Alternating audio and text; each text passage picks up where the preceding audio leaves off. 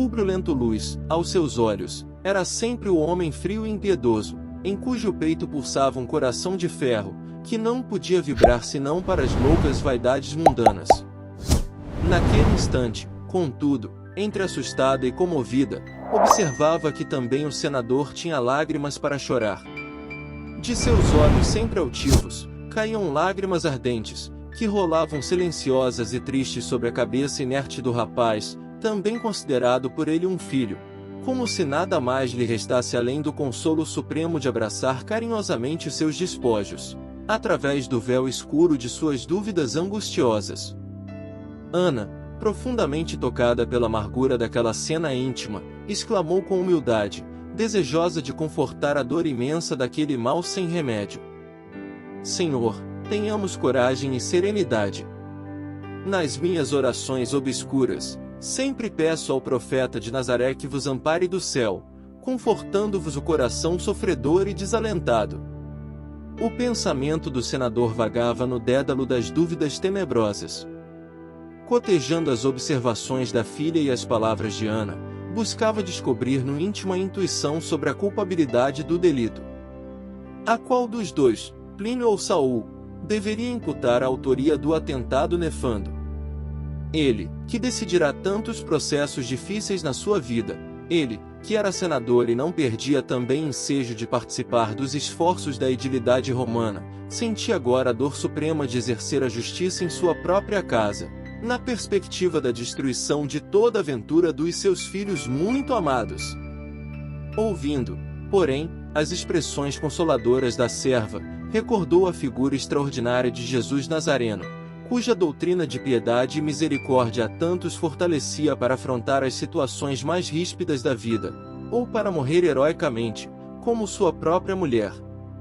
Dirigindo-se, então, à criada, com intimidade imprevista, em gesto comovedor de simplicidade generosa, qual a serva jamais lhe observara em qualquer circunstância da vida doméstica, disse: Ana, nunca deixei de ser um homem enérgico em toda a vida, mas chega sempre um momento em que o nosso coração se sente acabrunhado diante da rudeza das lutas que o mundo nos oferece com as suas desilusões amargas e dolorosas. Se és tão somente uma serva, eu sei hoje apreciar-te o coração, embora tardiamente. Uma lágrima espontânea embargava-lhe a voz, porém o velho patrício continuava: Em toda a minha existência, tenho julgado uma imensidade de processos de várias naturezas, relativos à justiça do mundo, mas, de tempos a esta parte, parece-me que estou sendo julgado pela força incoercível de uma justiça suprema, cujos tribunais não se encontram na terra. Desde a morte de Lívia, sinto o coração modificado, a caminho de uma sensibilidade, para mim, até então desconhecida. A aproximação da velhice parece um prenúncio da morte de todos os nossos sonhos e esperanças. Diante deste cadáver, que, certamente, vai aumentar a sombra dos nossos segredos de família, sinto quão dolorosa é a tarefa de justificar os nossos entes amados, e, já que te referes ao Mestre de Nazaré, cuja doutrina de paz e fraternidade a tantos tem ensinado a morrer com resignação e heroísmo supremos, pela vitória da cruz dos seus martírios terrestres, como procederia ele num caso destes, em que as mais tremendas dúvidas me pairam no coração, quanto à culpabilidade de um filho muito amado? Senhor, respondeu Ana, com humildade, fundamente comovida ante aquela prova de consideração e afeto, muitas vezes Jesus nos ensinou que jamais devemos julgar, para não sermos também julgados. O senador se surpreendia ao receber, de uma criatura tão simples e tão inculta aos seus olhos, essa maravilhosa síntese da filosofia humana, repassando, no espírito, o seu doloroso pretérito.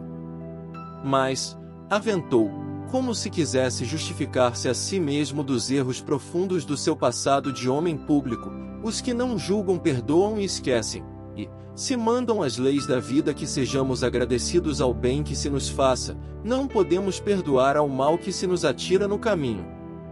Ana, porém, não perdeu o ensejo de consolidar o ensinamento evangélico, acrescentando com doçura: Mesmo na minha terra, a lei antiga mandava que se cobrasse olho por olho e dente por dente, mas Jesus de Nazaré, sem destruir a essência dos ensinos do templo, esclareceu que os que mais erram no mundo são os mais infelizes e mais necessitados do nosso amparo espiritual, recomendando, na sua doutrina de amor e caridade, não perdoássemos uma vez só, mas 70 vezes 7 vezes. Públio Lentulus admirava-se de aprender aqueles generosos conceitos da sua criada, dentro dos princípios do perdão irrestrito. Perdoar? Nunca o fizera em suas porfiadas lutas no mundo. Sua educação não admitia piedade ou comiseração para os inimigos, porque todo perdão e toda humildade significavam, para os de sua classe, traição ou covardia. Lembrava-se, porém, agora, de que em numerosos processos políticos poderia haver perdoado e que, em muitas circunstâncias da sua vida, poderia ter fechado os olhos da sua severidade com amoroso esquecimento. Sem saber a razão, como se uma energia ignorada lhe reconduzisse o pensamento aos tempos idos, suas lembranças se transportaram ao período remoto de sua viagem à Judéia, revendo com os olhos da imaginação a cena em que, com o seu rigorismo, escravizara impiedosamente um mísero rapaz. Sim, também aquele jovem se chamava Saul, e ele trazia agora o cérebro ralado por dúvidas atrozes, entre aquele Saul, liberto dos seus amigos, e a figura de Plínio, sempre guardada no seu conceito num halo de amor e generosidade. Perdoar? E o pensamento do senador se quedava em meditações amargas e penosíssimas, naqueles minutos angustiados e longos. Era, talvez, uma das poucas vezes na vida em que o seu cérebro duvidava, receoso de fazer cair a austeridade do julgamento sobre a fronte de um filho muito querido. Mas, saindo dessa apatia de alguns minutos, exclamou com resolução: Ana, o profeta Nazareno devia ser, de fato, uma figura divina aqui na terra. Eu, porém, sou humano e careço de forças novas para viver uma existência fora de minha época. Quero perdoar e não posso. Quero julgar neste caso e não sei como fazê-lo. Mas hei de saber decidir quanto à solução deste terrível problema. Farei o possível por observar os preceitos do teu mestre, guardando uma atitude de silêncio, até que venha a conhecer o verdadeiro culpado, quando, então, buscarei não julgar como os homens, mas pedir a essa justiça divina que se manifeste, amparando meus pensamentos e esclarecendo os meus atos. E como se retomasse a sua energia usual para as lutas da vida, o velho patrício sentenciou: Agora, tratemos da vida nas suas realidades dolorosas. Colocou o cadáver de Agripa no leito e, recomendando à serva que preparasse o espírito da filha, amparando-lhe o coração no angustioso transe, abriu as portas do aposento, requisitou a presença de todos os fâmulos da casa, levando a ocorrência ao conhecimento das autoridades e procedendo, simultaneamente, a rigoroso inquérito, a fim de apurar a procedência do crime, embora um episódio daquela natureza fosse considerado vulgaríssimo nos dias atribulados da Roma de Domício Nero. Alguns criados alegavam ter visto Plínio Severus com o irmão durante a noite, mas a palavra do senador anulava-lhes as informações, com a afirmativa de que o irmão da vítima havia partido, durante o dia, em demanda do porto de Massília. Saul era, desse modo, a pessoa naturalmente indicada para prestar declarações, e antes mesmo que se realizassem as cerimônias fúnebres, o senador, interrogando particularmente, supunha ter razões para crer na sua culpa, observando-lhe as evasivas e alusões descabidas, que não satisfaziam as exigências da sua perquisição psicológica. Suas afirmações indiretas não coincidiam com asseverações incisivas de Ana, cuja retidão de palavra ele bem conhecia. Em alguns tópicos de suas informações, negou estivesse presente nos aposentos de Agripa, e isso foi o bastante para que o senador verificasse que mentia. Quanto a Plínio, não fora de fato encontrado, obtendo-se tão somente a lacônica participação da sua partida para Massília, o que realmente ocorrerá na mesma noite da tragédia, depois da altercação decisiva com o irmão no palácio do Aventino. E, assim, em companhia de Aurélia, demandava ele as galhas em suntuosa galera, singrando as águas calmas do antigo mar romano. O senador, porém, apenas desejava ouvir melhor as confidências da filha, para arrancar a confissão suprema do mísero Liberto de Flamínio, de cuja culpabilidade não tinha mais dúvida. Procurou realizar com a maior discrição os funerais do filho do seu inesquecível amigo, aos quais Saul de Gioras teve a disfarçatez de assistir com toda a serenidade venenosa do seu espírito mesquinho. Sob o efeito pernicioso de tóxicos letais, que lhe haviam sido aplicados por Ateia, a serva traidora, paga por Aurélia, a qual, na sua inconsciência, havia envenenado todos os cosméticos de uso da sua ama, destinados ao tratamento da pele e dos cílios. Flávia Lentúria tinha, agora, todos os padecimentos físicos singularmente agravados, além da terrível situação moral frente à penosa ocorrência e de seu acabrunhamento por força de insolúveis dúvidas. Aquele mal da infância parecia reviver, porque o corpo novamente se abria em chagas dolorosas, enquanto os olhos pareciam seriamente atacados de moléstia implacável. 3 dias depois das exéquias de Agripa, Públio Lentulus, fundamente penalizado, ouviu-lhe o depoimento íntimo e angustioso, com o máximo de atenção amorosa e interessada. Fim do relato minucioso da filha, cujas desventuras conjugais lhe tocavam o âmago do coração. O velho senador requereu novo interrogatório de Saul, com a sua presença, mas, enviando emissário à procura do Liberto de Flamínio, ficará atônito com uma nova surpresa. Saul de Gioras, depois de responder às arguições particulares de Públio Lentulus, quando ainda não se haviam realizado os funerais de Agripa Severus, percebeu claramente a atitude mental daquele para consigo, concluindo que lhe não seria possível enganar o tato psicológico do velho senador. 2 dias após as cerimônias fúnebres, o Liberto procurou Araxes no seu miserável refúgio do Esquilino, com o espírito exacerbado e inquieto. Crendo sinceramente nas intervenções maravilhosas do mago, à vista das suas faculdades divinatórias, aproveitadas, aliás, por forças tenebrosas do plano invisível, ligadas às suas sinistras ambições de dinheiro, notou Saul que o adivinho o recebia com a misteriosa fleuma de sempre. Deixou bem visível a volumosa bolsa, recheada, como a demonstrar-lhe as ricas possibilidades financeiras, para a aquisição do talismã de sua aventura. O velho feiticeiro, encarquilhado pelos anos, reconhecendo-lhe as disposições generosas, desfazia-se em sorrisos de benevolência ambiciosa e enigmática, parecendo devassar-lhe o olhar assustadiço e inquieto, com seus olhos móveis e penetrantes. Araxes, exclamou Saul, com voz quase súplice, estou cansado de esperar o amor da mulher que adoro. Estou aflito e preocupado. Preciso serenar minhas penosas aflições. Ouve-me. Quero de tuas mãos o talismã da felicidade para o meu amor desventurado. O velho adivinho guardou por minutos a cabeça entre as mãos, no gesto que lhe era peculiar, e, depois, respondeu em voz quase sumida. Senhor, dizem-me as vozes do invisível que as vossas aflições não são resultantes de um amor incompreendido e desesperado. Mas o Liberto de Flamínio, que sofria o mais fundo desespero de consciência por haver eliminado um amigo e benfeitor em plena floração de juventude, cortou-lhe a palavra, exclamando incisivamente: Como ousas contradizer-me, feiticeiro infame? Araxes, todavia, com um brilho estranho nos olhos buliçosos, revidou com presteza: Julgais-me, então, um feiticeiro infame? Nem por isso, todavia, deixarei de falar a verdade, quando a verdade me convenha. Pois repito o que disse.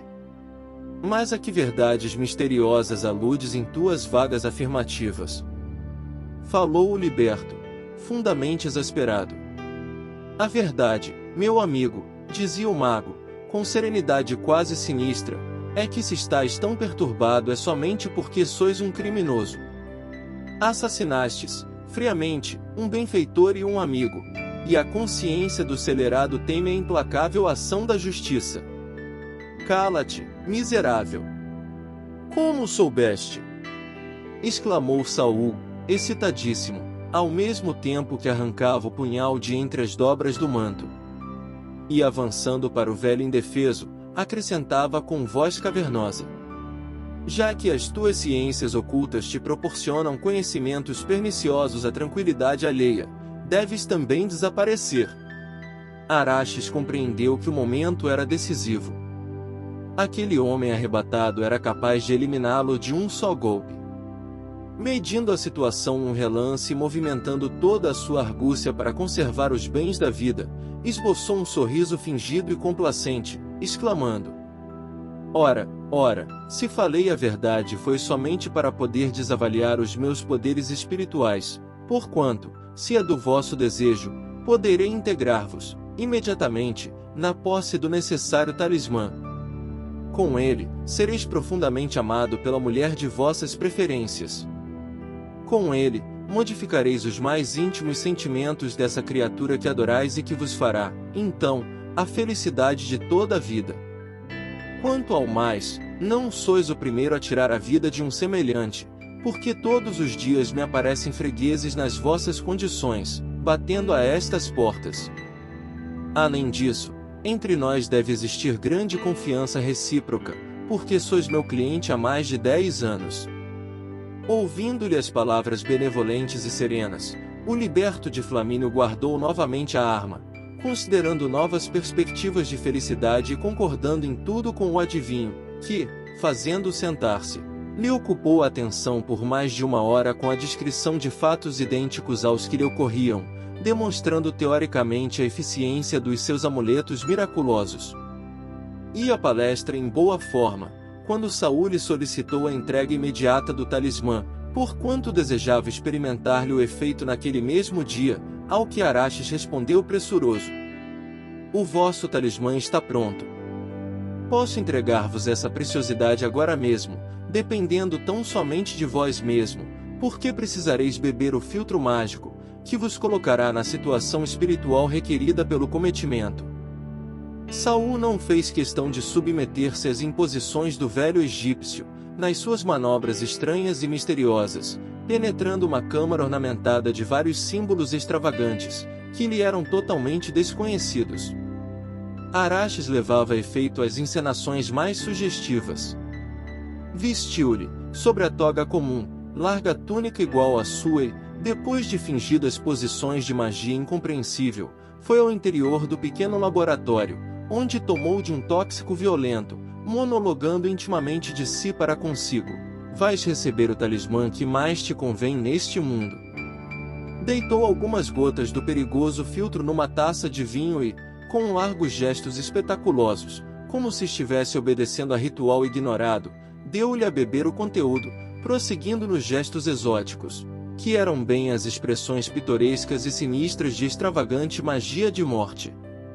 Ingerindo o vinho na melhor intenção de guardar o amuleto da sua felicidade, o perigoso liberto sentiu que os membros se relaxavam sob o império de uma força desconhecida e destruidora, porquanto lhe faltava a própria voz para externar as emoções mais íntimas. Quis gritar, mas não o conseguiu, e inúteis foram todos os esforços para levantar-se. Aos poucos, os olhos turvaram-se lugubremente, como enevoados por sombra espessa e indefinível. Desejou manifestar seu ódio ao mago assassino, defender-se daquela angústia que lhe sufocava a garganta, mas a língua estava hirta e um frio penetrante invadiu-lhe os centros vitais. Deixando pender a cabeça sobre os cotovelos apoiados ao longo da mesa ampla, compreendeu que a morte violenta lhe destruía todas as forças vivas do organismo. Araxes fechou tranquilamente o quarto, como se nada houvesse acontecido, e voltou à loja, atendendo solícito a clientela numerosa, sem quebra da habitual serenidade. Antes da noite, porém, penetrou na câmara mortuária e esvaziou a bolsa do cadáver, guardando as moedas silenciosamente entre as suas fartas reservas de avarento. Depois das 23 horas, quando a cidade dormia, o velho feiticeiro do esquilino misturava-se aos escravos que faziam o serviço noturno dos transportes, conduzindo uma pequena carroça de mão, dentro da qual ia um grande volume. Após longo trajeto, ganhava as cercanias do Fórum, entre o Capitólio e o Palatino, onde descansou, esperando o derradeiro quarto da madrugada, quando, então, Despejou a carga num ângulo escuro da via pública, voltando tranquilamente para o seu sono de cada noite. De manhã, o cadáver de Saul foi facilmente identificado e, quando o senador buscava o liberto para declarações, recebeu a surpresa daquela notícia, inquirindo a si mesmo as razões daquela morte imprevista e estranha. Aturdido com a entrosagem do mecanismo da justiça divina e perguntando intimamente, à própria consciência, se Saul não seria daqueles criminosos imediatamente justiçados pela lei das compensações, no caminho infinito dos destinos. Seu coração, mais que nunca inclinado ao exame das profundas questões filosóficas, perdia-se num abismo de conjecturas, recordando a recomendação do espírito de Flamínio e as elevadas lições de Ana, calcadas no Evangelho. Procurava, com a maior boa vontade, resolver o problema do perdão e da piedade. Desejoso de satisfazer a própria consciência nas atividades da vida prática, buscou contrariar suas tradições e costumes frente ao acontecimento e, dirigindo-se à residência do algoz de seus filhos, tomou todas as providências para que não lhe faltassem a decência e o respeito nas cerimônias fúnebres. Alguns escravos e servos de confiança estavam habilitados a resolver todos os problemas atinentes aos negócios deixados pelo morto, mas, cooperando nas exéquias, Públio Lentulus se sentia satisfeito por vencer a aversão pessoal, homenageando, ao mesmo tempo, a memória de Flamínio. Localizando-se com a nova companheira em Avênio, Plínio Severus soube, por intermédio de amigos, da tragédia que se desenrolara em Roma na noite de sua ausência, sendo igualmente cientificado das dúvidas penosas que pairavam a seu respeito. Profundamente tocado nas suas fibras emotivas, lembrando-se do irmão que, tantas vezes, lhe testemunhara as mais altas provas de afeto, desejou regressar, de maneira a esclarecer convenientemente o assunto, vingando-lhe a morte. Todavia, amolecido nos braços de Aurélia e receoso do julgamento do velho senador, respeitado como um pai, além da suspeita que lhe causava a notícia da inexplicável enfermidade da esposa, deixou-se ficar na sua vida incompreensível, através de Avênio, Massília, Arelate, Antípolis e Nice, buscando esquecer no vinho dos prazeres as grandes responsabilidades que lhe cabiam. Junto de Aurélia, a vida do oficial decorreu em tranquilidade condenável por 3 longos anos, quando um dia teve a dolorosa surpresa de encontrar a companheira pérfida e insensível nos braços do músico e cantor Sérgio Acerronius, chegado a Massília com as ruidosas alegrias da capital do império. Nesse dia amargurado da sua existência, o filho de Flamínio investiu sobre a mulher traidora, de arma na mão, disposto a tirar-lhe a vida criminosa e dissoluta. No instante, porém, da sua desforra, considerou intimamente que o assassínio de uma mulher, ainda que diabolicamente perversa, não deveria entrar nos trâmites da sua vida, supondo ainda que, deixá-la viver no caminho escabroso de suas crueldades, seria a melhor vindita do seu coração traído e desventurado. Abandonou, então, para sempre, aquela mísera criatura, que foi eliminada mais tarde, em Âncio, pelo punhal implacável de Sérgio, que lhe não tolerou a infidelidade e a pervicácia no crime.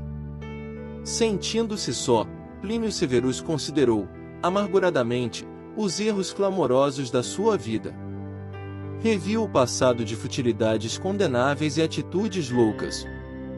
Quase pobre, viu-se misérrimo para voltar ao ambiente romano, onde tantas vezes brilhara na mocidade, em aventuras pródigas e felizes. Debalde lhe enviará o senador apelos afetuosos. Chamado a brios pelas lições dolorosas do próprio destino, o oficial, amparado por alguns amigos de Roma, preferiu esforçar-se pela reabilitação nas cidades das Gárias, onde permaneceria longos anos em trabalho silencioso e rude, pelo reerguimento do seu nome diante dos parentes e amigos mais íntimos. Já entrado na idade madura, das profundas reflexões, grande lhe foi o esforço de reabilitação, distante dos entes mais caros. Quanto ao velho senador, resistiu, decididamente, dentro da sua rígida estrutura espiritual, aos golpes aspérrimos do destino. Fazendo da luta de cada dia o melhor caminho de esclarecimento, viu passar os anos sem desânimo e sem ociosidade. Desde os trágicos acontecimentos em que Agripa e Saul haviam perdido a vida misteriosamente, com o abandono definitivo do marido, Flávia Lentulha tinha a saúde abalada para sempre. Na epiderme, os venenos de Ateia haviam sido anulados e vencidos pelas substâncias medicamentosas aplicadas, mas a luz dos seus olhos fora aniquilada para todo sempre. Desalentada e cega, encontrou, porém, no coração generoso de Ana, o carinho materno que lhe faltava em tão penosas circunstâncias da vida. A constituição física do senador, contudo, resistia a todos os embates e infortúnios.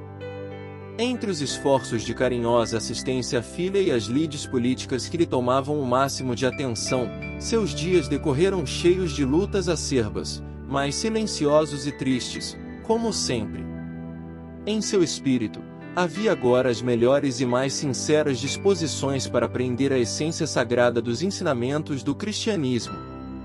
E foi assim que o seu coração penetrou o crepúsculo da velhice, como se as sombras fossem clarificadas por estrelas cariciosas e suaves.